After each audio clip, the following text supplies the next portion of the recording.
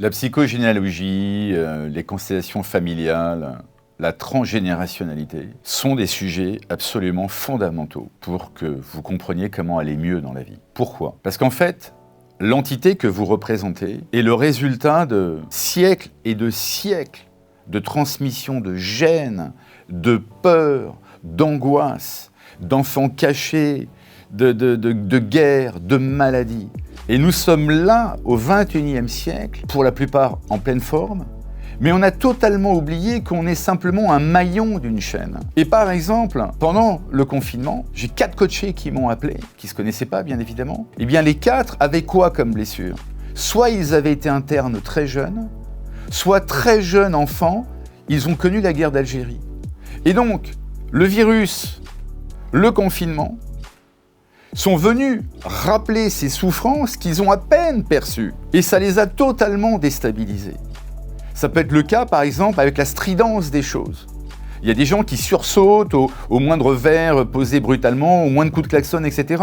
Eh bien, très souvent, cette stridence-là qui vous gêne au XXIe siècle, elle prend ses sources à la guerre de 14-18, où vos ancêtres, par exemple, se prenaient des bombes.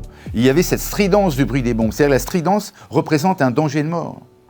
Vous avez par exemple des villes où on meurt très vieux en bonne santé. Pourquoi? Parce que dans ces villes-là, depuis des millénaires, on est gentil et accueillant avec l'autre. On est dans la bienveillance, comme cette fameuse ville de Roseto, aux États-Unis. A contrario, vous avez des villes où on s'entretue. Pourquoi? Mais parce que vos ancêtres, ou les ancêtres de ces villes-là, venaient de Calabre ou de Sicile.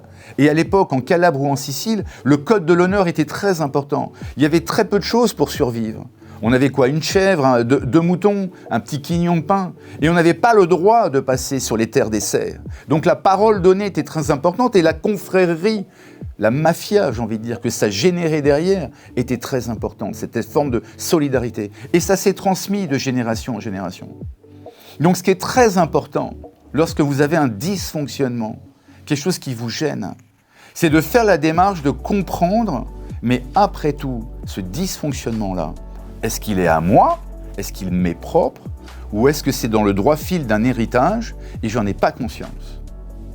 Eh bien, je vous conseille vraiment de travailler sur ce sujet, qui est un sujet absolument clé pour le lâcher prise, pour comprendre ce que vous êtes et pour aller mieux.